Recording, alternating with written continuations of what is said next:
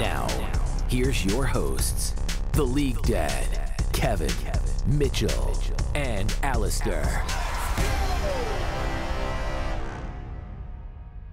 What's up, gamers, and welcome to another episode of the All In Podcast. I am the League Dad, and as always, joined by my friends and co-hosts. We've got Kevin, Mitchell, and Alistair, and the first week of LCS is done, and so I got to get your initial reactions. Just, it's been a long kind of wait with all the, non-hype and hype and roster changes, and so I kind of just wanted to get your initial reactions after everything's done. Were you disappointed? Were your expectations met? Were you excited? But in general, how did you guys like week one of all the action? Honestly, with all the bad vibes going in, I think it went about as well as it could have gone. A lot of awkward things did happen, but I think noticeably they were trying to change things up. Not everything hit, but as long as they don't let it get stale between weeks, I was pretty happy with it, and I'm glad to have LCS back. It's not a bad time slot for me, and I'm sure the viewership was better than I expected too. Like, it wasn't great, but honestly, with all those, they changed the time twice, and they changed the date, right? And somehow we still had okay viewership. So I was like, oh, great. It's not a bad first week. Yeah, some ups and downs. I mean, definitely went better than I thought it was. The games themselves were interesting, that's for sure. But I enjoyed it. It was a fun. It was not a fun weekend. It was a fun Thursday, Friday. Yeah. I don't really know what we're gonna call that in the future, but it was cool. Yeah. I guess I don't know. Some of the bits were kind of hit or miss. We were talking about some of the bits. And I think that, I hope the people like it. That's all I'll say. I wasn't a super big fan of some of them. I also started to realize that, I don't know.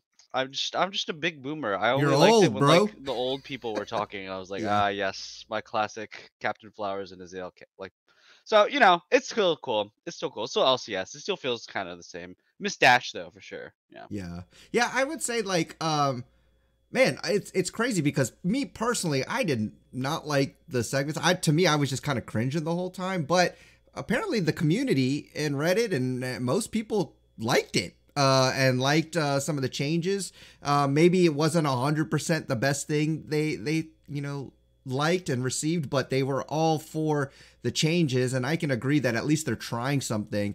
But what I'm starting to maybe realize is that maybe I'm because I am old, so maybe I'm just not the target market. And so I agree with you, Mitchell, that if people like it, then that's good. And if it brings in newer viewers and they like that kind of stuff, then go for it. What I did like, and what I'm glad they're still doing, is bringing in pros, because for the pros to have analysis or when they're doing the commentary or the casting, to me, that I find a lot of value in that. And I actually like hearing their point of view, especially when you have someone like Whippo on there who can really kind of give you a unique perspective. And then having Double Lift on there and just getting his thoughts. So all of that stuff I would go to say is that I am generally pleased with how it went, even though I didn't enjoy quite everything. That's cool. As long as they're trying stuff and people are happy, then I think that's all we can ask for. Before we do jump into the action, I did just want to shout out real quick, because speaking of boomers, my boy Aphromoo has retired, and just wanted to take a quick note, see if you guys had anything to say. I just think it's proper to kind of pay him a little bit of respect, because he was one of the OGs, one of the veterans who kind of made support, at least for me, look pretty cool. He is one of the reasons why I started playing support. So just wanted to open it up for you guys. Do you have any thoughts about Aphromoo, because he did announce his retirement this past week? Yeah, for the people who are a little newer in the community, Aphro used to be one of those 5-10K plus streamers. He was an 80 carry main, played Draven a bunch, and he switched to support because support's so easy. But this guy is one of the OG up there with Hotshot GG, Big Fat LP, some of the most prolific streamers, Dyrus, of course. And so this guy is a legend, and he's kept such a high consistent high level for so long. Every time he plays with a rookie, they look better, right? He's one of those kingmaker players who was Core JJ before Core joined. I actually speculate that he probably didn't get a contract, and that's why he retires so late into the season. Because if he was trying to retire at the end of last season, this would have been news during the last 2-3 months of off season. Yeah. So I think that's a very sad way for it to go out. I almost speculate if he gets the itch again, he might come back like double lift style. But for now, he deserves to go out as a legend. I do hope that he gets all the accolades he should get, because he didn't like die out kind of like while Turtle's career slowly like petered out. He still was good on his last split. Just he's never been on a better than mid-tier team for the last couple splits. Yeah, for sure. I mean, with all this talk about retirement of the old guard and the legends, it still makes me think, when are we getting the Hall of Fame? That's a good point. Yeah, it would be cool. Like LCS Hall of Fame, Aphromoo would definitely go in there. Yeah, I think it's cool that his like main contribution to the game is support is so easy, and it's so true. Because if you know the context of that clip, of that famous clip, is he was an ADC main, and he went to go play ADC to basically talk trash to all the support players and be like, it's super freaking easy. And he goes and he makes that play, and then he goes and becomes a support main after. And here we are on this very podcast. We complain all the time about how easy support is and how broken it is. So, he made that his whole career, his whole life. Yeah, he always seemed to me like later in his career that he was like a player that he's just there for work, He's honestly there to like get a job done, make some money. So he's like a grinder. I felt like he kind of stepped out of the spotlight of being like, constantly interviewing and, being involved with the drama. He's just like, he seemed like a guy with a job, and he's retiring because he doesn't have that job anymore. And that just seems like the kind of guy he became. And I was like, okay, I can respect that, I guess. But it makes sense that he also doesn't have a team anymore either, though, because for LCS, I want players to be really competitive and really like passionate and hardcore, and I don't think he was really in that vibe as much anymore. So it feels like a fitting time. I hope he has a good time streaming and stuff like that. So yeah, and you can tell because it does seem like he's going to be kind of a variety streamer. He did mention that he'll probably do League still, but and he was a bigger personality way back in the beginning. Like again, going back to that video, the video that we're referencing, by the way, if you all don't know what it is, just look "Support So Easy" Aphromoo, and you'll get what we're talking about. It is a pretty iconic clip in the League of Legends lore history, but. Yeah, going back to what you said, like it just does seem he faded out of the spotlight and more of collected the paycheck because he was good at it. And just now he's just not as good anymore, or other people have become better. And so it does. I definitely agree with you on that vibe. But either way, legend, glad to have had him in the scene, wishing him all the best in whatever he does. I don't know, maybe he'll come back to the scene somehow. We'll just have to wait and see. But let's get to the action, and I just got to start off with like, what were your biggest surprises? Because there were definitely some surprises for me. I know we did our power rankings. I want to hear your thoughts, and it could be either a team underperformed or a team overperformed, or whatever it is. Like, what were your biggest surprises as far as the results and the outcomes of all of Week 1's games? My first biggest surprise was that support was, or the meta didn't change too much. Like, we just saw Ashe win 4 games in a row, 3 of which were as support. So maybe AD carry's not that weak. No, I'm kidding. But Berserker literally was carrying on like an Imperial Mandate Hydra build, and I was like, what? With 200 CS, you're building that? Anyways, that was weird. FlyQuest, I was really pleasantly surprised, even though I had high expectations. Prince was playing with Winsome, guys. Like, we actually have a control group where Berserker was playing with Winsome last year, and Winsome, after one more year experience playing with Prince looks a lot better. Of course, Winsome's not as bad, I guess, now. But I'm really excited for FlyQuest. I'm excited to see them when they actually have practice. And then the last thing, I mean, Liquid went 0-2. I mean, I'm surprised TSM won that game. That was pretty crazy. So very surprising first week for me. Yeah, the 0-2 from TL and Pielschik's retirement was pretty interesting. Fast. I was real fast. Speed not run. ready. Yeah, an NA any percent, I guess. I don't know. It was. I don't know what to say. I'm blown away that it happened, especially because I feel like they definitely should have beaten TSM, because this is a team that all of us predicted is going to be what, 9th-ish. I said 7th. Hey. But around bottom of the barrel, barely making playoffs, and that's saying something, right? Like, and they beat TL. That's kind of crazy. I also kind of surprised that Dig went 0-2. I'm not. They suck. Yeah. I guess looking at the teams, never mind. They played against CLG and FlyQuest. I forgot who they played against, but Yeah, it was just a hard week one, CLG. Yeah, well, that's true. CLG is legit, guys. CLG is legit. CLG went off. I'm happy. Yeah, I think maybe we should just do a round with TL because I think they are a pretty important topic. Yeah, they look really bad. All right, so I'm gonna say the things that people aren't saying as much maybe, and it's that CoreDJ still cannot play Enchanters after a full year. The man cannot play Nami. If you think back to his game versus FlyQuest, there's actually a point in the game where it's very even. TL and FlyQuest are kind of trading blows. Like they're like even in gold. It's like 1-2, right? We're in like maybe like the early 12, 15-minute stage area. And then there's this fight topside, and Pioshik goes really far in as the Vi, and he kills Spica on Maokai, right? And then he's coming back in, and he's still alive, and he's like about to die, right? And then CoreDJ is right there, and then Pioshik dies. All right, and a full like half second later, CoreDJ heals after Pioshik has died. He uses his heal, so he wastes his heal and doesn't save Pioshik, and then he also whiffs his ulti and his bubble, right? And then as he's walking out, he dies to a Maokai sapling, and he has flash up the entire time. Yeah. So it was like a sequence of events that made me feel like that was so terrible. Because if CoreDJ plays that correctly, it's actually a 1-for-0 in favor of Team Liquid, and they also would burn one of FlyQuest's TBs. It would have been a huge swing for TL. They could have maybe won that game because after that, it was just a complete stomp, right?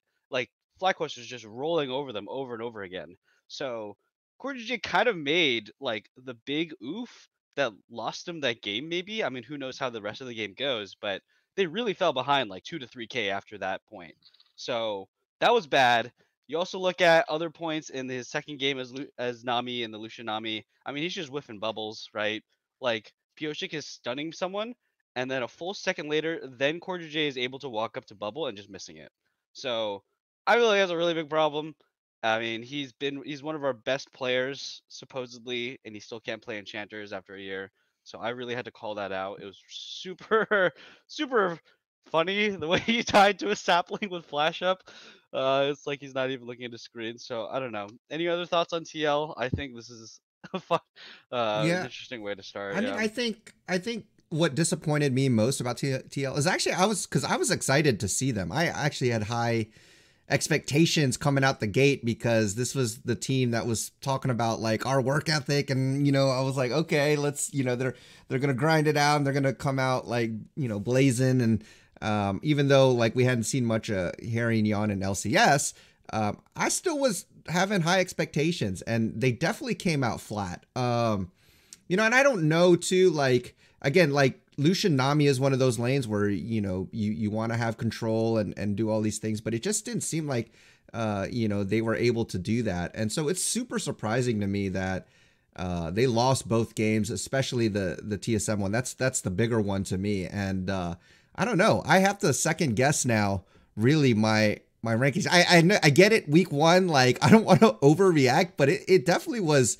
a miss for me, and I'm kind of scratching my head as to where they go from here. But yeah, that's my thoughts on TL. Did you have anything, Kevin? Because I know this is your team, man. I always have something. I mean, okay, so I mean, they did get a 2v2 like actual kill in their Lucian Nami lane. So I find it hard, disingenuous to say they didn't do anything in lane. I think this team is just dysfunctional in the early parts of their season so far. Summit literally got solo killed by Impact. Pioshik looked lost. Like, I actually think that Summit was the hard introdog. Like, you were looking at a game where he's like got 6 deaths in game 2, did almost nothing on his Nara, and we're blaming Core. Like, I don't think Core is good at Nami. I don't think he's good at Enchanters right now. And I think it's largely because like these characters skill cap how much you can express. And I mean, honestly, yes, he also made a lot of mechanical issues, but he's just not good enough at these characters to hard carry a team. And right now, they need something like that. Luckily, the game's also being patched towards getting rid of this shit. Like, we already saw what happened to Nami, the Reckoning, or Yumi, the Reckoning is coming. So, that Freak patch preview with the Nautilus and other engaged supports buffs, I'm very excited for Thresh and Nautilus buffs. So, I think that this is a problem for Liquid, and unfortunately, they're gonna avoid it not by improving, but by the meta shifting. Oh, Uh, 100%. Yeah. yeah, and I do Yeah. think Liquid has explicitly, like, you can see in these two games, like they're just trying new. They're trying the thing they always do. They're trying to learn aggressive styles because they know that that's gonna be actually what you need to do to be good, but they just have never pulled it off. And I don't know how many years we're gonna try this shit before it, like, they're just like, you know what, screw it, we're just another team, we're gonna be number one, but we're gonna lose internationally. It's like, it's a catch 22. I think that Harry and Yeon were actually fine. They're actually quite good for like academy players playing for the first time on the stage, or Yeon's second time on stage. So I'm excited for that. I actually wish Pyoshik and mostly Summit showed more. Yeah. Okay. Any other thoughts on Team Liquid? Good. Okay. Well, It's yeah. been Go 1 ahead. week. That's Yeah. it. 1 Yeah, week. I mean, I think that the point I want to reiterate is I think this team's gonna honestly, I think Core JJ and the team is just gonna suck until engage supports come back in. I think that might happen with the patch that Freak releases in 13.3. So that's gonna be a big boon to them. But yeah, that's my prediction. It's not like a hot take, but it's like that's my prediction for Core JJ for like the rest of his career. I don't know. It just seems like it's a very consistent and easy way to label Core JJ. His team will be good if he is on engaged supports. His team will suck ass if he's not on engaged supports. I just think that's how it's gonna go. So if the meta stays on engaged supports, TL could win the whole thing. If it's not, I don't think they're gonna do anything relevant. If we have a couple patches with engaged supports, then we're back to Enchanter meta, right? And the majority of the years in Enchanter meta or something. I just don't think TL is gonna do anything interesting at all. Yeah, it's kind of sucks to say, but yeah, I mean, I think obviously Summit and Pyoshik were like the most like egregious, like most obvious outliers of why this team was like not doing well. So, but I wanted to bring up the Core JJ stuff because I feel like other people had talked about that. But yeah, I mean, Summit's running it down. Pyoshik's completely lost. Yeah. And Summit then running it? Who would have guessed? yeah, I know, right? These guys That's are boosted, crazy. and their draft is also terrible too. They're just drafting like good lane, okay, we go in. That's it. Like I don't know. There is. They spent all this time practicing. They got coaches. I don't know, man. It reminded me of so like weird. kind of like that same mentality as like we're just better than you and we're just gonna beat you in lane. And But it's like so far from the truth. Yeah. that's exactly that's what I mean by like Yeah. I thought let's like it seemed like that's the air that they had about them. Like we're going in, we're gonna outwork y'all. We're gonna like we just are gonna beat you in lane, and it didn't happen. And apparently there was an interview with Prince, and like all that crap talk kind of like fired them up, for their game.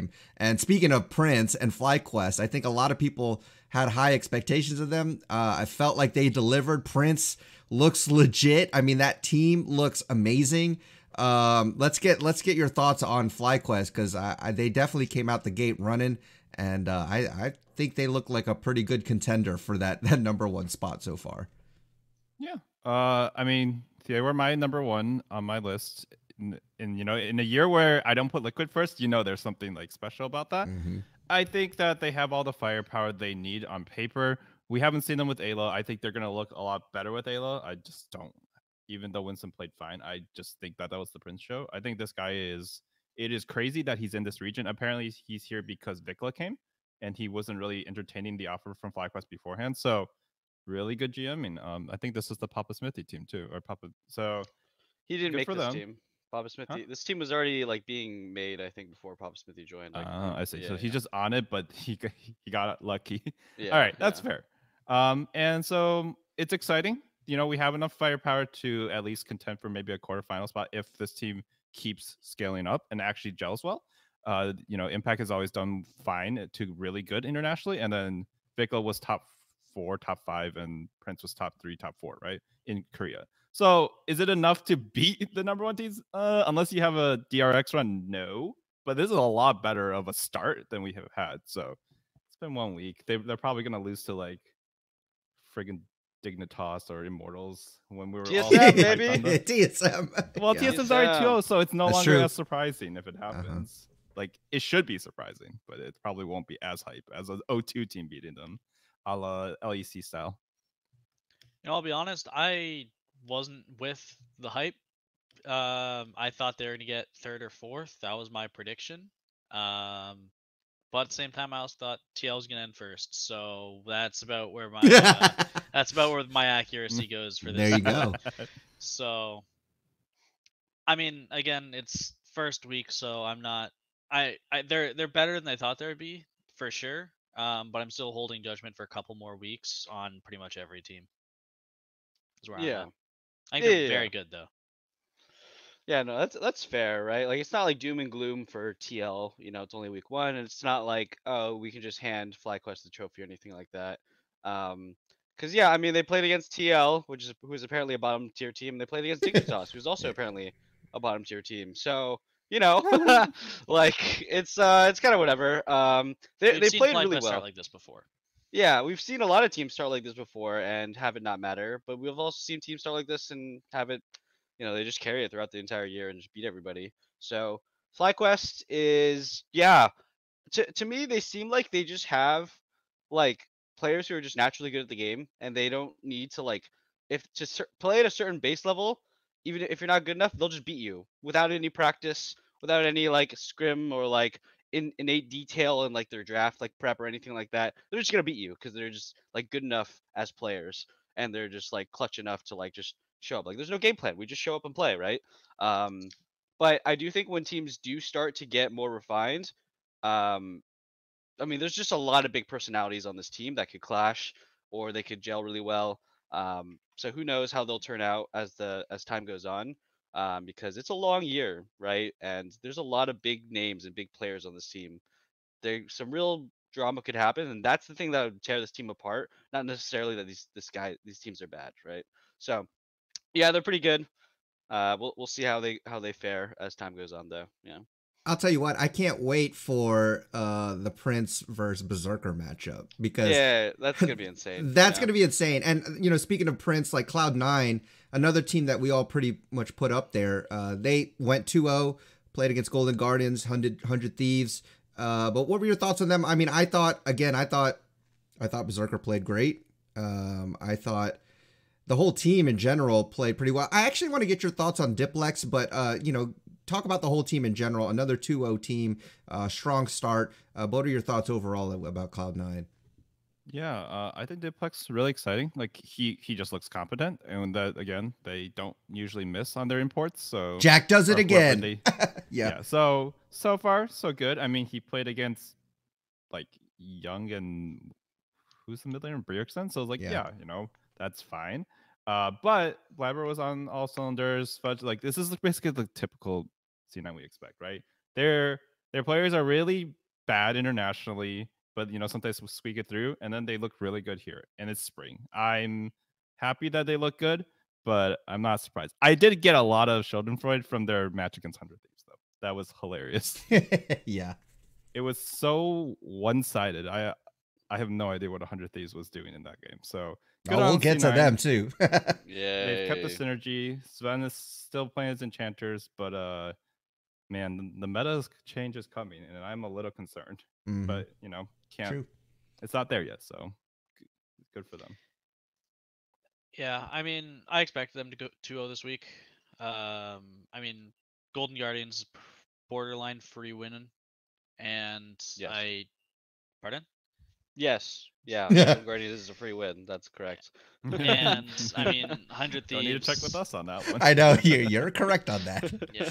No, I expected them to beat 100 Thieves. I said I gave 100 Thieves around third place, kind of out of respect, just because I don't want. It's kind of hard to count out Doublelift at this point, but at the same time, it feels weird, this team, and I haven't liked it from the jump. So, I mean, I really like Diplex. The rest of the team still looks really good. So. Yeah. C9 is pretty cool. I like that they brought Sneaky back. That was fun. He's a millionaire now, so that's cool. That meme was hilarious. That's so funny. Even the co-stream, did you see with him and videos? Yeah. They're coping so hard. Like, he doesn't look like me at all. I have no idea. Do you guys see Doublelift review videos since Sneaky's co-stream? That was funny. That was funny. That was even funnier. Like on top of that, I actually love. So we'll get to 100 Thieves and we'll talk about Doublelift more, because I love that he did that post video. Yeah. But focusing on C9, Yeah, you can't give him Kassadin. Actually, I don't think you should theoretically be able to give any team Kassadin, but people are just doing anyways. Like, something's going on in the LEC where Evie has been absolutely god tier insane on Kassadin, and he gets it every game. I don't get it. I 6 really games in a know. row, unbanned, by the way. Yeah, I don't know how that happens. Like, this champ is so disgusting and stupid. It's like people are so happy to take the Jax into it, right? But then you know what happens in every Jax matchup is you get dumpstered in lane for so long, and then yeah, you outscale them. But like for the first 15, 20 minutes, Jax is like losing every trade and getting bullied. Like he has no pressure in lane. So did you want to chime in really quick, Kevin? Well, the chime in is 5 and 15 though. He has a 25% win rate, so they have countered it. Wait, who? Kassadin? Kassadin is 5 and 15 in LEC right now after 2 Oh, weeks. in LEC, but he has a winning record in LCK and in LCS, and then Jax has a losing record in LCS and LCK, but has a really insane record in LEC. So I think it's all super inconsistent. Who's good and who's bad at these champions and what the matchups are.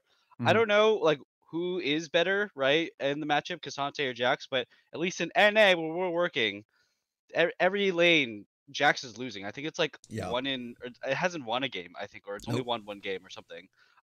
So I don't think you should give Fudge Kassadin. If we roll into this Thursday and C9 is on Kassadin, I'm gonna be like, all right, well, this is just a worthless draft to me. The enemy team's not even trying to play. I don't know. Just like don't give it to him. It's too broken. He's too good at it. You can't beat it. Sorry. So yeah. Just that champ did such disgusting things on my screen. That was too crazy.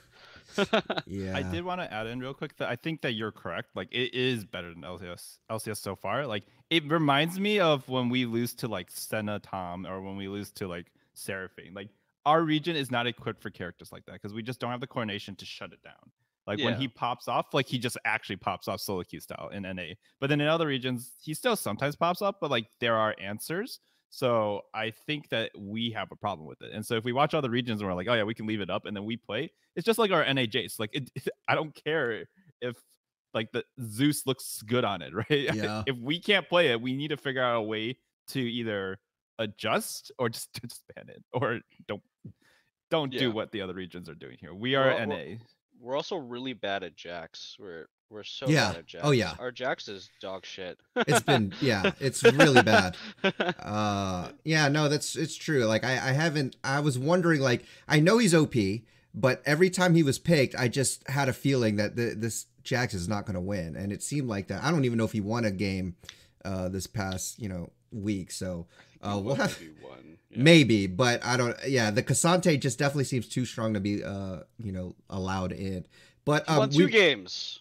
He won 2 games? Okay. Yeah. Who was it against? Dokla was getting dumpstered all game, and then his team won, and CLG, okay. He didn't really do anything, let's be honest, guys. And then Someday won in that really messy game versus, what's their faces? Yeah. Golden Guardians. Yeah, they almost threw that game. So 1.2 KDA win. 463. Yep, Jax did so much. So good, Yeah, so I don't think the Jax is relevant at all in the games that they won. Yeah, so... Yeah. Okay. We just don't have good Jax players. Because you look at the other regions, that champ is doing disgusting stuff as well. That champ is not balanced. Right. Yeah, he's you broken. gotta nerf Kassadin and Jax, guys. They're not balanced at all. They're disgusting. So, yeah. Okay, let's move to 100 Thieves, because I know we were kind of already mentioning them a little bit. I will say that with 100 Thieves, I did expect them to lose to C9. I don't have so much...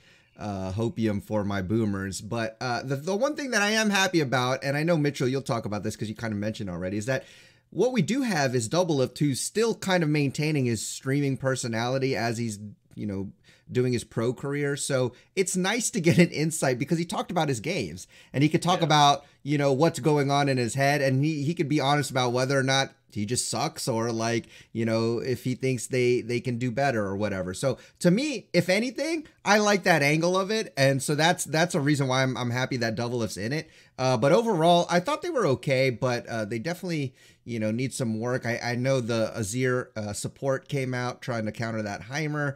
But again, let me hear your thoughts on 100 Thieves. What are you thinking about the Boomer squad overall? I thought Double was surprisingly good for 2 years being off the game, being a streamer. Like I thought, especially because of how he looked in Champs League, like he was better than I expected. Now, was he good? No, but he was better than I expected. And I thought that this team, I don't think Tenacity is exactly what I thought he was. Just he's fine. He's like he got super hyped, so he's probably just like bottom 5 top laners so far. Azir support, not impressed, but I've seen weirder stuff everywhere else. And the last thing I had to say about them was that I really hope this helps up the precedent up again of being a streaming personality and a pro player is something that can work. Because we used to have this when LCS was great. We used to have really cool pros who were on stage, and then we would learn more about their personality outside of the game. And you could hear them shit talk, you could hear them make drama, you could hear them just be themselves, right? And Double's still doing that. I hope he continues to do that. I hope NA just commits to it. Like, I'm totally fine with us sacking winning worlds if we could just be interesting. We start that, and then we get more players interested, and then in the future, our talent pipeline gets better because people actually care to play League instead of Fortnite or Valorant. Yeah. Yeah, I definitely enjoy the personality, because that's definitely something the league felt like it was sorely lacking. And little off topic, I do think the new interviews, while I'm not a huge fan of the interviewer, I think they're really helping. They're much more interesting than they have been previously. They're like the older ones with Jet. As for Tenacity, he's all right. He's not terrible. He's not amazing. He's kind of there. I mean, if we're comparing him against a bunch of the other top laners we have in the league, it's gonna be kind of one-sided, I feel like. As for the rest of the team, I kind of got what I expected for the most part. And I'm not going to comment on Azir support because we all know how I feel about support right now. Yeah. Look, True, man, true. we're picking Jhin and Caitlyn support in LCK, and we're picking That's true. Azir and Ashe Heimer. Kalista too now? Yeah, Yeah. you didn't On see the game with Kalista support? Carrier against Damwon. Yeah. Picked Kalista and they won game 3 with it. Game 3. Yeah, they it was Draven, Kalista, they 2v2 killed Zeri Lulu after being ganked and down. Like they're literally down in lane and they 2v2 killed them. Yeah, and they just ruined where's solo support? queue. Support's not a role. I It's a love 400 it. gold item. That's all it is. God. I'm just not going to talk about it because I don't see any point. He's so mad. I think it's funny. I think it's funny this is all happening, and you know what? There's only one guy we can really blame. Okay, it is Carrion now, but it was Beryl. Beryl True. ruined it. Beryl ruined League of Legends for us for the last like 6 months to a year-ish. So Heimerdinger, Jhin, oh my god, it's so funny. It's so terrible to be a bot laner. I just it's genuinely starting to kill my motivation to watch the game because I'm trying to watch the game to like learn from it, and I just see Ashe Heimerdinger every game. I'm just like, okay, well, I guess I'll just go fuck myself, I guess. Yeah. Like, I'm trying to learn from the game, and I'm watching Berserker, probably the best AD carry in the league, and he's just playing poke Ashe with his W. Yeah, man, he's playing Aram Ashe. It's like, okay, it's whatever, so good. It's just a big joke. It's just so funny. To comment about 100 Thieves though, yeah, I love how Doublelift he goes into his VOD, especially in the game against C9. He's like, yeah, I played like shit. Oh, I played so bad. Oh, that was bad too. Ooh, that was kind of unlucky, but that was pretty bad.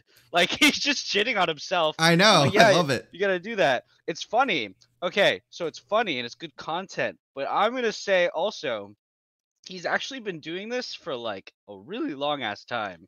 Where in his YouTube videos, where he's like playing on his own account and streaming and stuff, he'll run it down. Him and Boozy will get 2v2 so like killed in lane, and he'll be like, ooh, that was bad. You know, I shouldn't have missed that or like stuff. And I'm like, when are you gonna stop saying that? When are you gonna be good? So I guess he needs time still to be good. I'm worried that like he's always gonna have that mind where he knows what's good and what's not good, and he's like just gonna be a good player like that, probably forever, the rest of his career. Where he can look at something and be like, this is how to improve on it, this is how to be good or bad. But in the moment though, I'm really afraid that he's just got the boomer mechanics. Because when I think back to that clip, he's playing against Immortals, right? And he's on Zeri. And he's trying to kill the Lulu, right? And then the Lulu lives, and he just runs past him, and he jumps over a wall to kill Tactical, right? And I was like, that's really funny. But then also, I think about that. He missed 2 Qs on the Lulu, and the Lulu was just walking in a straight line. And that was the freest kill ever on Zeri. And I'm like, Oh my god, dude! Like, I don't think even I would have messed that up. Like missing 2 free Qs on a person walking in a straight line to you.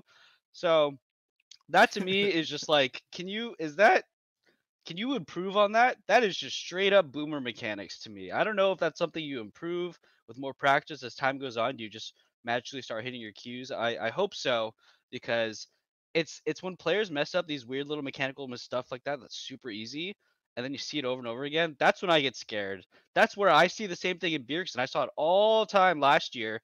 When he plays Silas, he doesn't land his chains. Just can't hit a goddamn chain to save his life.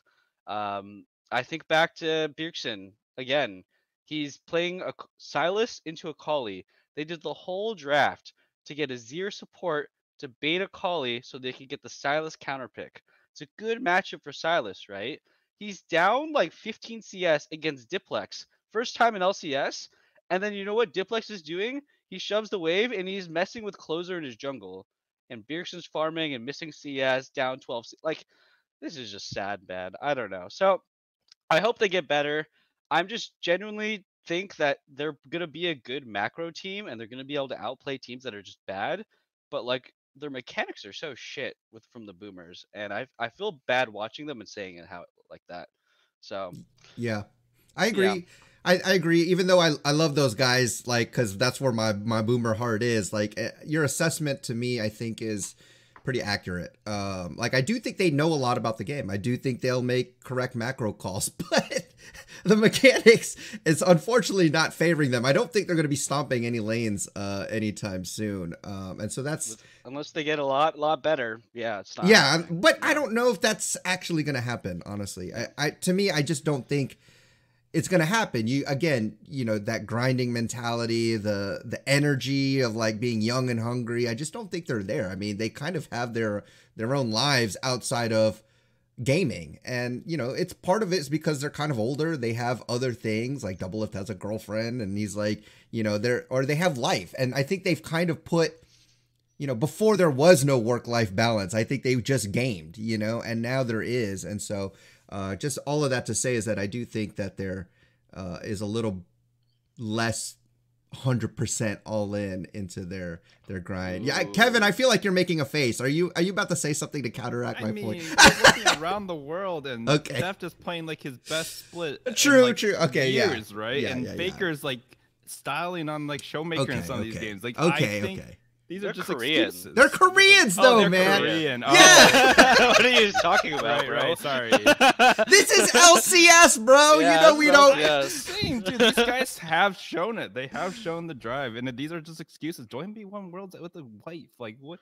He's Chinese, man. He's Chinese, bro. This is LCS. We like to make excuses for everything. Korean too, but he's in China. Yeah, whatever. That's true. It doesn't matter. Korean, Chinese, not North American. My point is, this is LCS, Kevin. But you make a point. We won a whole 3 games at Worlds and group stages. We can chill for a bit, all right? Yeah, man. We can relax. LEC team, so we That's at least have true. We're good. Hey. Well, look. My biggest actual disappointment or kind of surprise to me, this split was EG, or this week was EG, because I had them really high. And to be fair, it did look like they were going to roll over both of those games. And then all of a sudden something happened and they just couldn't close out games. So I don't know if this is actually a thing not to worry about, because it is something that's like, oh, okay, they just need to shore that up. Or is that something to worry about where, oh my gosh, they can't close games? I mean, because they even almost lost to Golden Guardians, which is a free game. CLG, I can kind of give that. Okay, it's CLG, but they still should have won that game. They were up pretty big. So let me won that game. Yeah, let me know your thoughts on EG, because that was to me the biggest surprise, because the way they lost was kind of surprising. So yeah. JoJo is not having a good first week at all. Dude, not even like the game they should have won. I'm talking about the game they did win. Dude, he was like 0-6-0 or 0-5-0 up until the point he like collected a 1 KDA by going like 1-6-7 or something. It was like, it was disgusting, man. I don't know. I think he just was not checked in. And, I seen enough performance from him that I trust he'll be fine. It's week 1. But no, you can't excuse how bad that first week was. Like, you just got to call it out. Other than that, I mean, it looks like they must have dropped Impact for budget reasons because it definitely was not a great first week. He's someday, at least in this meta, is just not it for their team yet. He could be, but he just isn't yet. Like they have him playing, I think he played Cassante and Jax, and he wasn't super impressive on either, especially the Jax, which is disappointing. So again, week one, they need time to gel. They don't have the same coaching staff last year, so I'm less confident, but they have the tools. I just think that we can't excuse how bad it was. All those things being said, it was not a good first week. Yeah. Yeah, I don't know. JoJo, yikes, man. I mean, 4-5-4 on Rise, and was 1-7-6 on Azir. With, I guess the farm at that point, at that stage of the game, doesn't really matter because they're both 40+ minute games. So he's full build, but that's not a great showing. I mean, especially with, I don't know. I don't know what to say, honestly. It was not good. Especially Yeah. because he is a cornerstone of this team. Yeah. And his consistency and his like talent is what brought the team so far last year. Seeing him come back and do this, I mean, I really hope it's not the curse of the NA rookie. Yeah. Yeah. Yeah, I think you know, first week bad. He can still, you know, he gets the benefit of the doubt. We can see if he does better in the later weeks, obviously. Yeah, this team, I gotta agree, is it's missing the impact factor. I think like impact does bring a level of like consistency to every team he joins, and like I don't know. It's like maybe someday he's probably a better lane. Some days probably a better laner, but and they have different champion pools and stuff. Like some days maybe more willing to bring out certain types of carries where like Impact's more likely to bring out like GP, but then sort of off tanks and bruisers, right? So they bring different stuff, but what I've always noticed with like Impact teams is that they have like a sort of clutchness in the mid and late game that like they just don't he just doesn't lose to shit tier teams. Like that's what Impact does.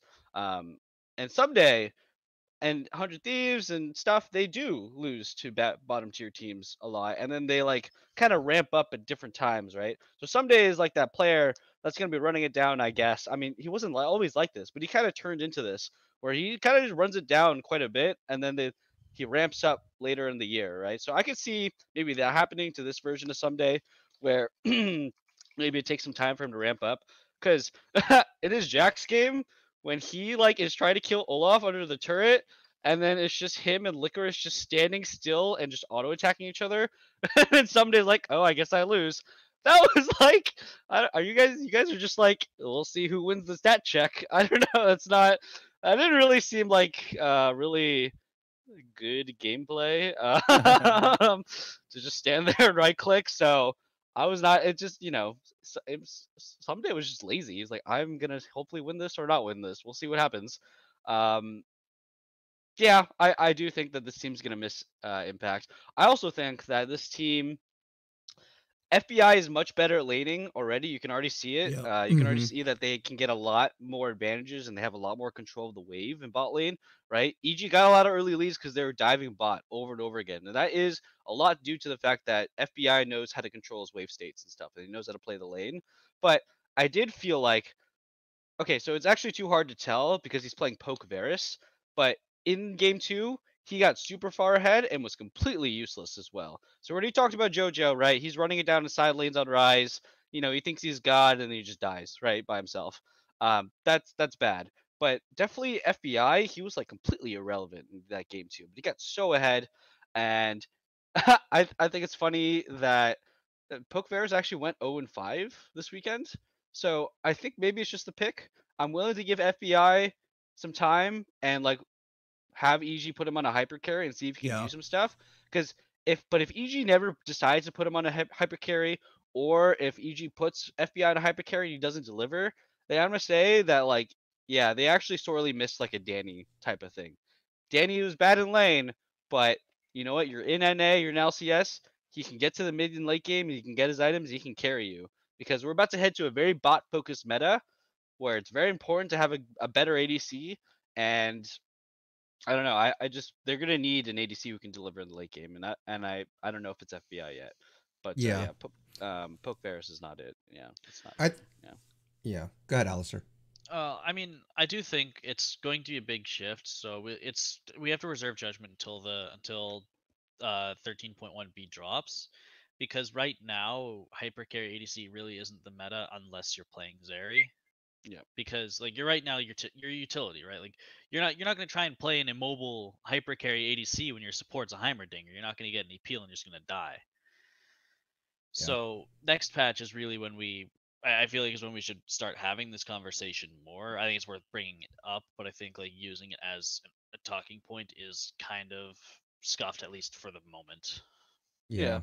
I think it's okay to talk about it a bit just Yeah. because we're pretty familiar with FBI, but like, with someone like Prince or like newer ADCs, like, we Yeah, really for don't sure. know. I mean, I But don't think he's gonna yeah. do as well as them, because I Yeah. don't think Aphelios is very good, and that's kind of like his champion. That's what we all think of. I'm assuming that's what I Yeah. think of. Yeah, FBI, yeah. So Yeah, it's very good. Yeah. Yeah, We'll see. I think what we're seeing with Danny is that, yeah, his laning was bad, but he was a dynamic ADC, and that's what is definitely missing from FBI. Like he reminds me almost like a Bjergsen, where it doesn't look like he'll mess up so much. He can lane pretty well. He kind of knows what to do, but there's no impact. Like you don't feel it. Like you said in his second game where he was up with Varus, like you didn't really feel anything happening. And again, could be the pick. And we'll have to wait and see. But for me overall, though, I would rather have, that's my tendency, is I'd rather have players like FBI who's consistent, better at laning, and, having a more balanced approach. Whereas, yeah, it sucks if you have a person who just always is going to lose the lane. That's kind of crappy to have. So we'll have to wait and see. But overall, I think EG was a little bit of a disappointment week 1, and I'm hoping they can turn things around. They'll still be a good team. They'll still Yeah. be, they just like, they won't have that. I think maybe they will, because it's still inspired in JoJo, but I think they're not going to have as much as like that magic ooh factor they had last year, where they're really clutching stuff out. You know what I mean? So, yeah. Yeah. All right. Let's talk about CLG and TSM, because TSM hasn't been 2-0 in a long time, I think. So it feels weird that they're up there, but also CLG. I think all of us.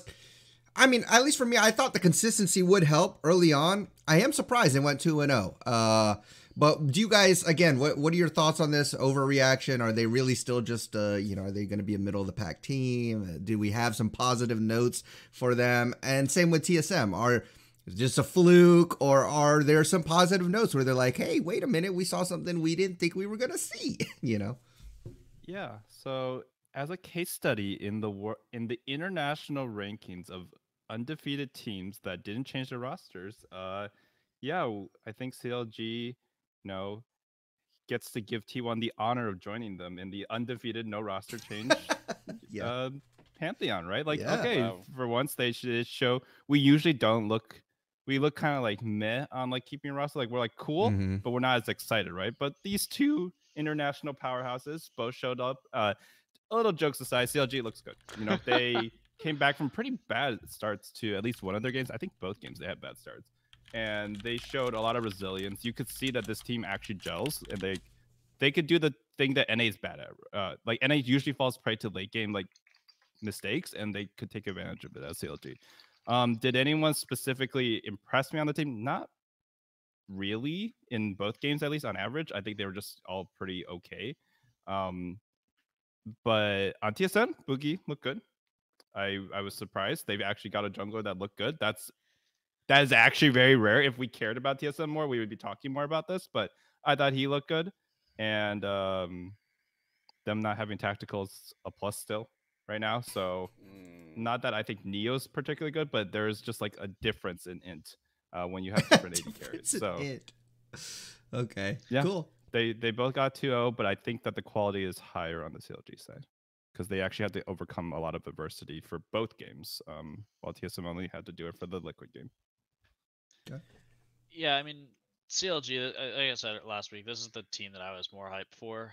I think I really like them coming back with the exact same roster and showing that they are still good. Because my main question is, they're coming back, but maybe was last year just so some good rolls of the dice, so that's why they looked good. So seeing them go up against a team that everyone's expecting to be top tier, like EG, I mean that's a pretty big deal. And I mean they all looked pretty good for the most part, aside from Dokla, who kind of had a rough weekend. Yeah. As for TSM, I think Buggy's really good. Buggy. Mm-hmm. I don't know, man. I don't know.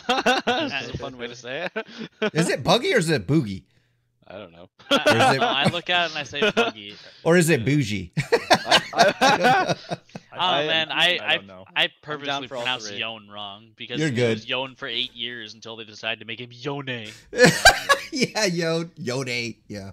Just to make him even edgier. But back on topic, I mean, I'm still not very big on Chime or Neo. So Yeah, me neither. Yeah.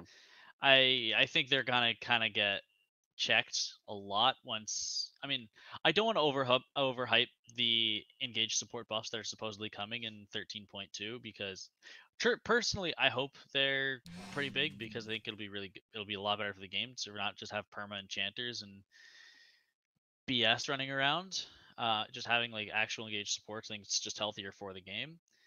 So I think that will be when we really see the better bot lanes shine, because it's much easier to punish the small mistakes people will make rather than, oh, we used Nami W and now I can kind of run away with extra movement speed. Unlucky, couldn't punish me. So I definitely think that's when TSM's going to start to fall off. If the buffs are as big as we think they are, but we don't know numbers yet. So yeah, we'll see how meta changes. CLG I think is they're pretty good. Obviously, like they went 2-0. Dokla was kind of running it, but I don't know. CLG is they're just gonna have their stuff together, right?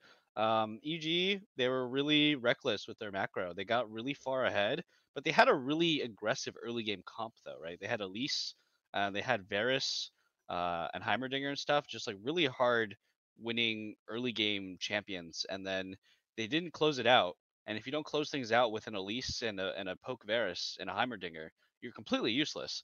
Because they're playing against Sivir Karma, like that's kind of god tier in the late game. I think it's funny that Luger went. He was on Sivir. He was full build. He had 500 CS and 0 kills. That's just the classic Sivir game. Like, just farm your way to a victory. I thought it was pretty funny. Very, very on brand, on theme. Yeah, I mean that's just all it is really that happened in that game. Like EG couldn't close out, and honestly, Contracts was playing such good interference. He was like, even in farm, and he was matching a lot of the stuff. Maybe not so much in the early game. Inspired got the better of him, but in the mid game, like he was really matching a ton of stuff. And you could see, right, like CLG looked like they were taking some desperate fights, but like if they're in a situation where they're like losing a fight but only by like 1 or 2 kills, it's actually such a huge like benefit for a team like CLG because they just scale so much harder. So that's where EG is just falling apart, right? It's like they're taking these like good fights, but they're winning it by like 1 or 2 kills, and then they don't realize that that's not enough to win them the game. Like they need to push the tempo faster, right? They need to like do something stupid like 20-minute barons, like set up Heimerdinger turrets and stuff like that. But they didn't do any of this cheesy stuff. They kind of just walking around thinking they're hot shit, and they lost. I don't know. I just expect more stuff like this to happen too as the year goes on, because CLG is going to just be a more solid macro team in the mid game than a lot of the teams that are still figuring their stuff out.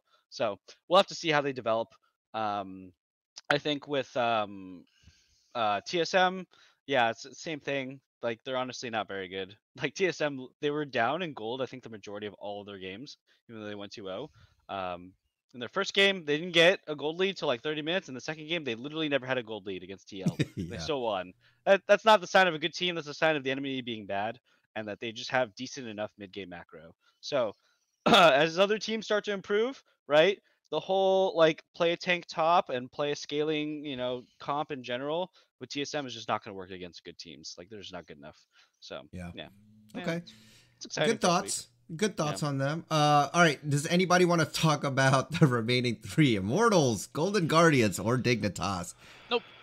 Okay. Immortals are paycheck stealers. I mean, they have a lot of rookies on their team, so it's kind of sad. But I don't think it's. I think the org needs to go. All right, they've been perennially 7th and below since their return, like 3 years ago. Like they just gotta go. Yeah. Sorry. Yeah. It's nothing exciting about any of those three teams, really. Honestly, I'm kind of with Alistair, though, that I was surprised Dignitas went 0-2. It was a pretty difficult schedule. I don't think they'll be like dead last for long. I think they have enough talent to just, at least by that alone, keep them out of like the bottom 2. But yeah, nothing else. They really should have exciting. been much better. Like, this is a team that has a lot of built-in like synergy with people who played together and stuff, and then a lot of veterans. They should have been something more like a FlyQuest, because none of the people on FlyQuest have played with each other either, right? So they should have been a lot better. So the fact that they weren't, and the fact that Santorin specifically looked really lost, that's super disappointing. Like, it's not a good look for some of our mainstay NA players or NA veterans. Yeah. Okay. Or diff, I guess. Or diff, yeah. Or diff. True. Okay. Dig is not it, guys. All right, let's do this really quick, and we don't have to spend a lot of time on this, but I think it'd be fun to just kind of go down the roles real quick, and who do you think played the best in each role? So let's start with top lane. Who's your number one or spotlight player here in this role? Fudge. Yeah, I think it maybe is that a consensus? I'd say Fudge, but does anybody have anybody else other than Fudge? Second is probably Impact. I mean, Solo killed Summit. Yeah. That might actually mean something as we go throughout the split. Okay. Yeah, All right. I So think I'm Fudge. Fudge, Summit. Okay. He looked like he could play the broken champion, like how you actually see how the broken champion's supposed to be played. Everybody else on Kassadin was like, all right, it's okay. We kind of do some interesting stuff. No, Fudge is like literally killing everybody by himself. He's insecting people like a mile away. It's actually so funny. Remember when Doublelift? Okay, this is at the very end of like the 100 Thieves game, right? Doublelift, he walks into a bush where Kassadin's in, and he gets yeeted like a whole screen backwards. And he says in his video, he's pressing flash the entire time. 3 seconds he can't press flash, and he is just gone. He is on the other side of the screen, man. That champ's not balanced.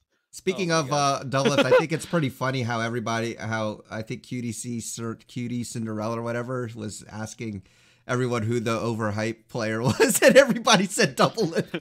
I just think that's pretty funny. But he's not even that hyped, I think. Either. Well, I think their reasoning was just because of all the accolades he's got. You're like, okay, well, he's supposed to be hype, but yeah, I just thought it was funny that they all memed him pretty much. All right, let's go to the jungle. Anybody, what do you all think really about Spica? Because here he is out of TSM jail. He played Maokai twice, but still, he was up there. I don't know. Yeah, I think my issue is that, the champion is broken. Maokai's broken, so it's very hard to tell a skill expression on that character. What you talk about? Those Maokai mechanics, man. Pressing W. Again, this might be the case just this week, but I think Weber did really well. Yeah, he looked very dominant as always, and so I mean, Spica looked way better than he did last year. Surprise! But we probably need him to actually have some challenge and like a different character, mostly a different character. Okay. Anybody else have someone else besides Blabber? I do. I got contracts. Yeah, that's mine too. Contracts. Hey. Okay. Yeah, that guy was so clutch. Oh my god. Sejuani's also a broken character, so that's good to point out. But he was so clutch. Game 1, I mean, he like flashed and stuff in front of the Azir, so he couldn't escape. That was pretty cool. Yeah, that was nice. That was a nice little play. But otherwise, I mean, his engages in game 2 to like really get them there was like that was 1v9 material. Like no, he was 1v9 both games. Yeah, for sure. Very good stuff. So okay, let's go to the mid lane, which I think actually might be pretty difficult. Like there wasn't to me any super standouts where it was like, oh, they super carried. But I don't know. What are your thoughts? Not Bjergsen, that's what I'm gonna say. I know. Unfortunately. Vikla to me. I thought if we had to choose, it's probably Diplex because he looked good. He didn't end. He had some like I don't know, winning teams easy to play mid, right? And you're just like so far ahead. But they did still have some adversity in their game against Liquid. So or not Liquid. Who was it? 100 Thieves? Yeah, 100 Thieves. They had a little bit early, and then they just stopped him. So I think I'll give him credit, especially because he is not a rookie per se, but he hasn't played in this league and I don't think he played in LEC. He played in like LFL. So maybe he's our second Takui. Maybe he'll be better, but that's a very good start. Okay. Yeah, I think. Yeah, like I said, I don't think there's too many standouts. I will just say that Maple had a 24 KDA, even though I know that doesn't mean I much. was thinking Maple as well, honestly. I mean, I'd probably lean towards Vikla overall, but Maple's up there for this week specifically. I mean, Yeah, and he's on a bad team too, so. Yeah. Maple had some like good clutch plays where he like was shuffling people in and stuff. But like I mean something with Maple that just like I just can't get behind is like it feels like he I mean, I don't know. All the plays that he made were so obvious to me. Like I feel like, yeah, that's a pretty clear Azir shuffle. Oh, that's good. It worked out. Okay, great. For like Vikla though, I did feel like he went for a lot of like the harder plays and he did a lot of things where he died, but him going and initiating just let Prince like kill everybody. Yeah. So it's like I don't really know how to judge that, right? It's like Vikla just needs to like go in and die and his team will win. And he plays that right, and then Maple goes for the right easy plays that are in front of them because the enemy team's just I don't know, just in a bad position. Like okay, that's pretty good too. So yeah, it's interesting. I think I'll give it to Diplex though. I mean, he actually did kind of pop off with some I don't know mechanics playing Silas and Kali getting the 1v2 outplay in the Golden Guardians game. Whoa, yeah. I mean, it's pretty cool, I guess. It's a Kali, that champ. All right, bot lane. I think we all agree it's double lift here. Yes. He had the most impact coming back. Come on, let's go. Yo, Flash. We all agree. Yeah. Arrow, miss. Flash oh, arrow, yes. It was so wide, dude. So terribly. Man. Close. That was really sad. Yeah. Okay. It's Prince. This guy's Prince. a monster. Yeah. I Okay. mean, like Berserker had a good week too, but Prince just looked like a monster, and he had Winsome as his support. So as far as I could tell, that is like the Medal of Honor. Like you Medal got of a Nobel Honor. Prize. For Winsome. All right. I mean, Winsome looked fine. So Yeah. like maybe he's turned a new leaf. I can't unsee what I saw last year. Some Okay. good stuff. Prince or Berserker? Are y'all on the same boat? What do you? Yeah, I'm Prince. Okay, Yeah. Prince. I'm tactical for the enemy team, that's for sure. That's for sure. Jesus MVP. Yeah. Oh boy, here we go. Yeah. Poor guy. Yeah, he started for the enemy team. Oh my god. Like him and he's still in the league. It's amazing Immortals picked him up. That is just the sign of like Immortals is just not with the times. They don't know what they're doing. They're just signing the next most popular player with the least amount of money and being like, all right, check the list, sign that guy, sign that guy. All right, we're good. We got a good team, right? No, I don't know. But yeah, I guess yeah, go ahead. I was gonna say they did well picking up Kenvi. It's just unfortunate that he's on Immortals because Kenvi's really good. Yeah, they turned him into a supportive jungler type though. So They did. It's like that's just not the move for him. Immortals is bad org. Just get rid of IMT, get rid of Golden Guardians. Yeah, I don't know. Whatever. Okay. I'll just give it to Prince. He's new to the league. He deserves it. We'll welcome into the podcast. Welcome, Prince. The best ADC in week 1. Let's go. The coveted prize that everybody was really wanting. Yeah. Okay. Yeah. All right. Support. Interesting. Because this is kind of it's Winsome. Maybe I don't know. Just because I mean of the situation, I guess, right? Sven, maybe, yeah. It's not Buzio, that's for sure. Jesus Christ, man. Right. Okay. I was also thinking Buzio, right? Okay, remember when Lulu gets to walk free in the Immortals game and like double walks past him? Buzio should have jumped out and autoed him. That is so what Buzio should have done on the Yuumi. I can't believe he didn't do that. And then you actually hear Doublelift complain in his little YouTube episode later, being like, "Yo, like, I swear Buzio took one bad trade and he just never got off me. He just stayed in my little butthole and never left." Like Buzio's just like, "All right, I'm just staying on Doublelift, never leaving again." Average Yuumi gameplay. Yeah. Right there. I mean, you don't have to worry about it anymore. She's gone until she gets reworked, right? So hopefully she's gone. Please stop playing her. I hope the rework is a dark alleyway. Yeah. So I think it might be between Zen and Winsome, even though I flame Winsome a bunch. It's mostly because I just remember how bad it was, but like he didn't make that many mistakes and they destroyed, right? Like they had a little bit of a sketchy early game, but like they just. And again, it's just for this past week. We're not saying overall here. The support was so uninteresting this week. It was. They had just so few playmakers. The Azir, I was like, oh, if he makes a big play, I understand, right? Because the shuffle's so valuable. He didn't. So Yeah, that's there two, was. and I don't think it matters which it is. So Okay. All right, cool. Let's go then. I'm gonna you give it got- to Poom. Oh, I'm sorry. I didn't know there was another candidate. Yeah, I'm gonna give it to Boom, it is. Poom. All right. Because he had a very clutch arrows in game 1, and in game 2, he played Karma, and honestly, that's probably what won him the game because Poke Varus was completely worthless into that. So, good picking Karma. Yeah, that's Okay. I'm with Mitchell as well. Poom. Hey, Okay. CLG Wow. love. I'm sorry. I didn't even consider Poom, but you're right. That's it's interesting. Okay. Let's go then to just brief meta stuff. Like talk about any kind of champs. Like I'll just mention some that had high presence, high win rate. So Kassadin was banned 10 times. Lucian was up there. Rise was up there with 100% presence. Sejuani was up there. I will say so. Ashe was 80% presence and won all of its games. Maokai 70% presence, won all of its games. Oh yeah. And Renekton had 60%, won all of its games. So those are just some champs to kind of throw out there. But anything you guys want to talk about meta-wise?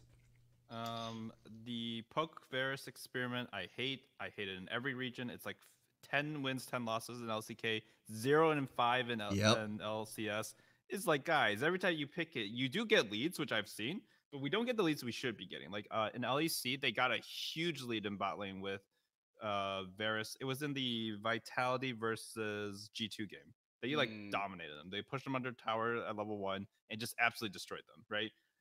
And that's what you're supposed to be doing. We're not doing that. We're not doing anything close to that. We're basically like when we were playing discount Lucian Nami last split, this is the new Lucian Nami, except Lucian Nami still being played. So that's really bad. We need to drop that. Zeri's 3-0. I don't like Zeri. I don't like that she's back, but I can accept her if Lulu and Yumi die in a ditch and she's still playable. I can respect that. Right now, she's just abusing enchanters, and I hate that. And then the last thing, I think we should be playing Cassie. I don't know why it wasn't. We played once. It was 1-0. So I think it's a very good character. Maybe NA can't handle it, but I think it's just so impressive elsewhere, and I want to see us at least learn it. Wait, so we know the who? matchup. Sorry. Cassiopeia. Oh, Cassiopeia. Oh, Mhm. yeah. Okay. Yeah, sure. Yeah, it's pretty good to Rise. Yeah, pretty good to Rise. Yeah, pretty good in the Rise, yeah. I forgot to mention Cassante too, so that's another one. Oh, well, yeah. I mean, Cassante's not good. Yeah. Okay, what else? Delete. Anything else? I got some. I got some stuff that's not on here. I mean, I expect this to maybe come out maybe next patch. I don't know, or I don't know. People should be playing Zac. The champion is beyond turbo busted. You're right. Oh my god, so broken. 53% win rate in 4 rolls, by the way. Yeah. So broken. We saw Caps actually play Zac mid, and they kind of dumpstered that game. Actually, I mean, they did get Kindred jungle. That's also broken too. But still, Zac. Oh my god, not a balanced champion. Start playing it. I wouldn't be surprised if Boozia buzzed it out in support maybe next game or something like that. But you should be playing it jungle. You can play it top. You can play it mid. It's very, very strong. A lot of okay matchups, but like you have so much sustain. Doesn't matter how bad any of your matchups are. You're probably fine. Your gank assist is super broken too, because if you ever walk up, if you're a melee champion and you walk up to the wave, Zac doesn't even need to land his Q. He just needs to be in auto range of you, and then boom, you're CC for 3 years. So very strong champion. I like that you picked 3 years out of all the times that you could. Oh yeah, three Such years, a great, yes. and that really hit the point home. But I just, it is kind of weird that wasn't even prioritized at all, because the big thing in pro also is that you can flex it like in so many different roles. So the fact that it hasn't been picked, I have to agree with you. It's kind of a head scratcher, but you might be right. We might start seeing that come out, especially if Maokai gets the nerf stick, you know. You might see he did get nerfed. I don't think it's enough. I think he's going to be very high prio in pro play still, but maybe pros like look at the patch and just will not pick him because he got nerfed. But no, still super broken. Maokai will be, but I think Wukong is something that's going to fall off with all the bruiser changes. He used to be a lot weaker with the Death Dance nerf and the Maw Mortius nerf. So we'll see if people still pick Wukong, and maybe they'll substitute in a different AD jungler. Because Vi should technically get hurt, but she doesn't build bruiser items. She builds Radiant Virtue and Chempunk Chainsword. So I guess Vi is still in there. But yeah, if you missed it, it actually hasn't come out yet, so you haven't missed it. But me and Alistair, we did a patch notes thing, and we do talk about one of the things is that Radiant Virtue is going to just be the big strategy next patch. Or I mean, it still kind of is the main strategy of this game, but I think Radiant Virtue is going to be the most centerpiece. Who gets to use Radiant Virtue the best? Who gets it first? How often can you fight with Radiant Virtue up? Stuff like that. Yeah. So, Yeah. yeah, Wukong's gonna fall off the map, I think. Okay. Sejuani and Maokai and Vi every game. Woo! Nice. Yeah. At least, like Vi doesn't have any BS. She just goes in, and if she fucks up, you can see it. And if she Yeah. looks good, she looks like Bo, who's incredible on that Heck character. I yeah. don't trust anyone else on Vi in the West. And I see that, and I'm like, wow, you can actually just carry. Huh, and weird. Okay. Okay, this was weird to me, actually. I forgot about this. We saw very little Syndra. That's interesting, I feel like Syndra is really, really, really strong. Very broken, and in fact is very high prio in other regions.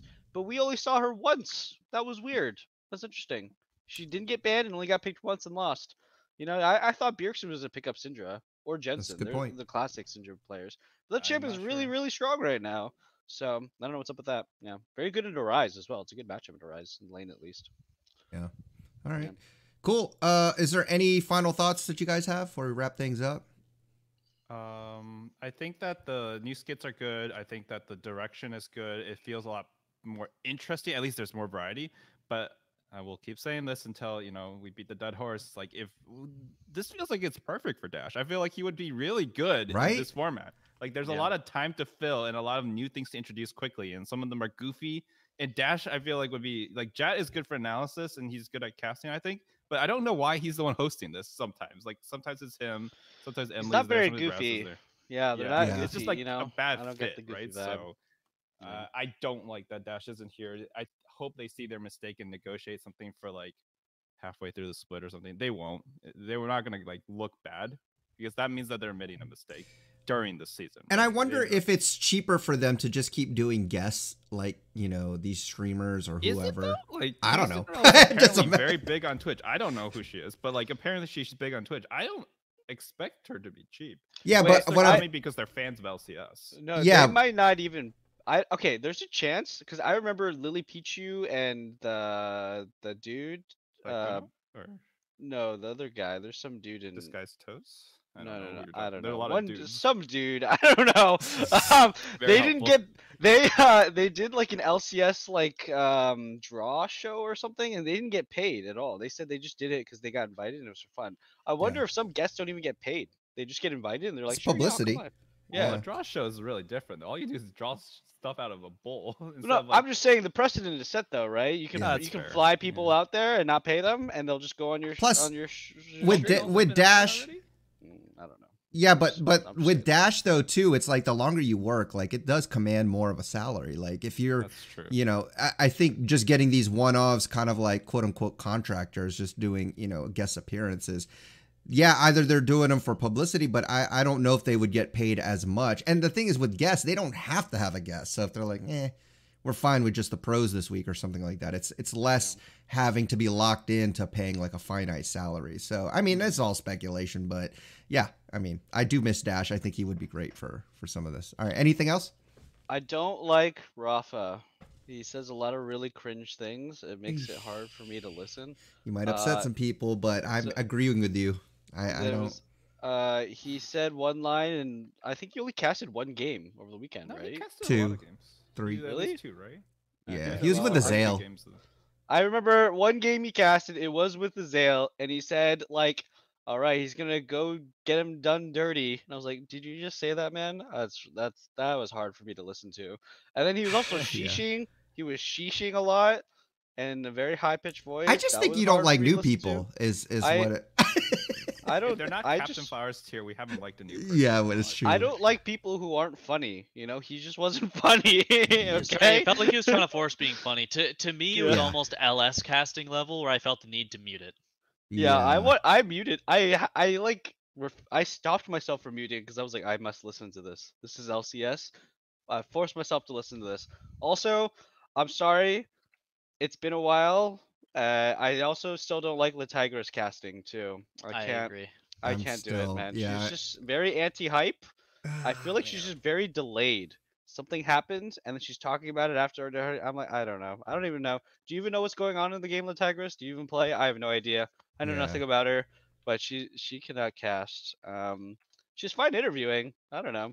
I like her for other reasons, but you Yeah. know, casting's not it. Yeah. Yeah, it's Okay, that was unfortunate, very negative. but very But hey, negative. the other guys are great. I love the other guys. They're doing a fun job. Well, I did say that when I saw Cutie Cinderella doing the interview, I was like, man, in the Discord, I was like, I actually miss those Tigers doing these interviews. So I do think she is good in like other aspects, but I just, yeah, you're right. For me, at least in the casting, it doesn't really do it for me. I actually miss Pastry Time, but that's just I me miss being a Pastry boomer. Time too. Yo, Yeah, he's man. so much better than Rafa. What did they do, Yeah. man? Oh I my know. His god. first week. If he doesn't take feedback in like the broadcasting room and he's still like this the next couple weeks, then I'm gonna start also. Mitchell, you are turning into a grumpy old man, and I like I it. am grumpy. It's early in the morning, damn it. I'm grumpy You're as hell. becoming me. I like Hey. it. We like observed in the chat, like Alistair might have said it, that like Rafa's probably for the younger audience. Like Yeah. him saying sheesh on broadcast, like no one does that, right? Because it's very Zoomer or whatever you call it. So I Mhm. mean, Yeah. I'm fine with it as long as like somebody likes it. If there's no audience that likes it and he's just there doing it, that's just painful to watch, man. Yeah. It doesn't have to be for me, but I would agree with Mitchell. It's not for me right now. Accept change, Mitchell. It happens. No, okay, well here's the thing with Rafa. Okay, it is his first week in LCS. That is fine. I've actually, you know, I've followed the amateur scene. There was a time I kind of like played in the little like stupid amateur tournaments, and then I met like other amateur casters and stuff, and they would talk about Rafa. I don't know. It's just I watched some of his stuff even back then before he was here, like a couple years ago. This is like in 2020. I didn't like his stuff even then, so could just be a me thing, could just be an us Yeah. thing. He could Maybe- be cheap. Could be cheap. Could be cheap. That's true. Yeah. I just think that, you know, if we lose Pastry Time, you know, I would have preferred Freak over Rafa, right? Like Oh, we yeah. lost our homies, and this is what we get. But I don't do know, like man. Freak doing the little patch Yeah, Freak's rundown though. patch That's notes, pretty awesome. They've Yeah. been pretty They're bangers. pretty good. I'm I pretty mean, happy with the direction there. his patches in general are like, I feel like they're actually like filled with inspiration. Like Mhm. he's tried. They're For a change. impactful. Yeah. They do something. Yeah. Like they're Dude, interesting. For years, our patches have been move the stat to the right 1 Yep. inch and then move it back 1 inch, and then we just Exactly. do that for weeks on end. And I'm just like, bro. Yeah. It's okay. Cinder lost 5 movement speed this patch. Yeah. They even did the durability patch, which I was like, oh, they finally doing a big patch, and then they start shifting it back, and I'm just like, I hate Yeah. it. I hate it. Little by Yeah. little, right? Yeah, I like the Uh. big, like, you know, conceptual changes that Freak tries to push. You know what? We're saying this now. I guarantee you, give it a couple patches, we're all gonna be like, God damn it, Freak, we hate this patch. Remove it. And it'll be like, but the numbers say it's 50% win rate. It looks like it's it's gonna happen, guys. You know, Some I point re- this year, he's gonna do it to us. I really don't actually care as long as he like makes videos to like talk. Even if he argues, like I'm okay with that because then at least he's involved in the community. I think if anything, that's why it feels okay because he's one of us. You know, he's like an OG. So like even if you don't agree afraid, with him, guys. it's like yeah. I mean, it could happen, but I'm afraid Freak is gaining power. Okay, he's gaining the respect of the community as a dev. dangerous. He just wants everyone to do tons of damage, Mitchell. Tons of damage. He's gonna get too much, and he's gonna get over his head. He's gonna make that one patch that everybody freaking hates, and he's gonna be like, "No, you guys love it. I know you guys love it. You guys love me. Everybody loves Freak and my bald head." No, and yeah. All right, do that well, one patch. I know we said that we were going to start doing shorter episodes, but we can't help it because I'm grumpy. there's just so many. Mitchell's turning into a grumpy man, and there's all sorts of stuff happening. But yeah, let's wrap it up because I think we need to end before all of us old people, except Alistair, start grumping about everything. So, hey, that's going to wrap it up. I want to thank my co-hosts once again, Kevin, Mitchell, Alistair, for always sharing their wise thoughts. But until next time, enjoy your climb on the rift. Try not to be too toxic, and we'll see you all on the next episode. Peace.